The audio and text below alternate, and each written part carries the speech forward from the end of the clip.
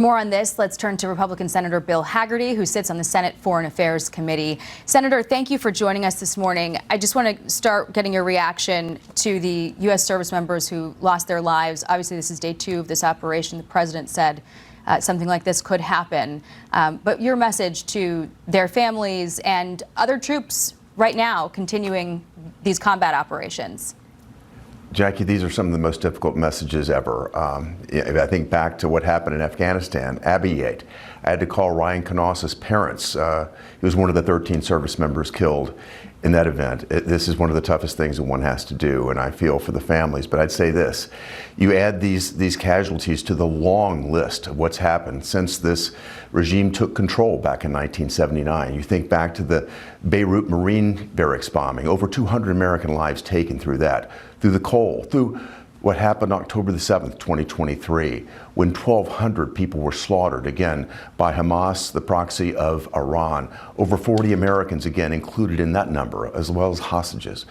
This continues to add up. What President Trump has done is taken decisive action to make certain that Iran no longer will have this capability to wreak terror throughout the region. Now, sir, when Congress returns, Democrats are going to force a vote on the War Powers Act to try to constrain the president from military action after 60 days. We've heard, a lot of defense from Republicans about why the president is within his authority to do that, and also comparisons to the Obama administration. You had in the last year of his administration 26,000 bombs dropped in 7 countries, according to the Council on Foreign Relations. That's just 2016. But do the Democrats have any good argument for this? I think the Democrats will fail on this as well. Their only play seems to be resistance. And what we need to be doing is coming together, Jackie. This is a time when America needs to step up and lock arms, not only as Americans, but also with our allies. I think what we're going to see is our allies in the region stepping forward as well. Iran has made the woeful decision to launch attacks on its allies throughout the region. They're going to step up and be aligned with us. And I think if you look at this, the allies of Iran, I'm talking now about China, about Russia, Venezuela, North Korea, they're not doing anything. They certainly didn't step up during the 12-day war. I think Iran realizes it's isolated. This axis of evil that's emerged, they are isolated, and they're going to be further isolated now. President Trump will have far more leverage in dealing with all of them. Speaking to the Israeli Prime Minister, former Israeli Prime Minister, to General Jack Keane, to the President even this morning, it seems like there's a very fluid timeline for what is going to play out. The next round, they know, where their targets are, but there's a lot left to do. This is very far from over. Are you at all hearing from your constituents questions about what is the off-ramp for U.S. involvement in this? Well, let's take the off-ramp into context of what the objective is, Jackie. The objective is here to take out Iran's short-range ballistic missile capabilities. We've taken a significant first step on Saturday. We're going to continue to do this, not only to take out their stockpiles, but to take out their ability to launch. Now that the Israelis have taken out all of the air power, all of the air control from Iran, we have free rein to go in and hunt and seek and destroy these capabilities. If you think about what Iran did after our bunker bombs several months ago, we told them that was the end of the nuclear program. We completely destroyed it. President Trump was clear in that. Midnight Hammer was a complete success. Now what have they done? Started moving back in the direction of creating nuclear capabilities. It is over. President Trump, Benjamin Netanyahu have had enough of this. It's over. I think the regime sees this. They may be taking some last-ditch measures, but their days are numbered. And everyone in the region, I think, is celebrating this. Just look at the photos, look at the images of people on the streets of Iran.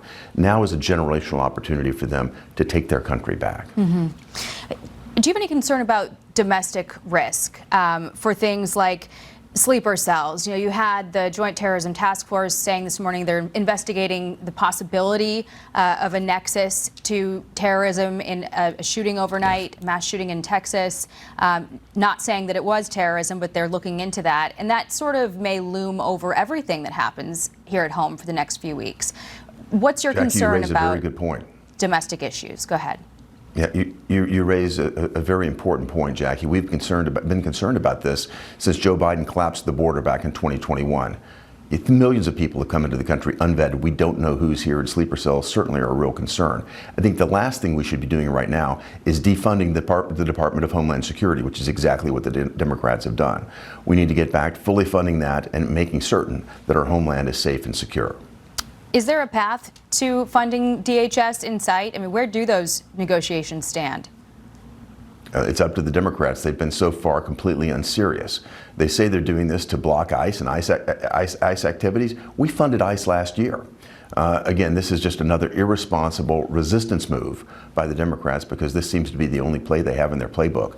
We need to, again, lock arms right now and realize that America is standing at the precipice of major change in the world. We can lead it in a very positive direction. President Trump is actually doing this, taking on challenges that prior presidents have always shirked from dealing with. We've stepped up and dealt with Iran. They have now 2,500 ballistic missiles. They were going to 8,000.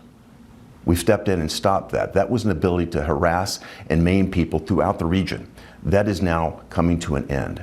We should be working together on this. We should be supporting one another. I think America will broadly support this effort.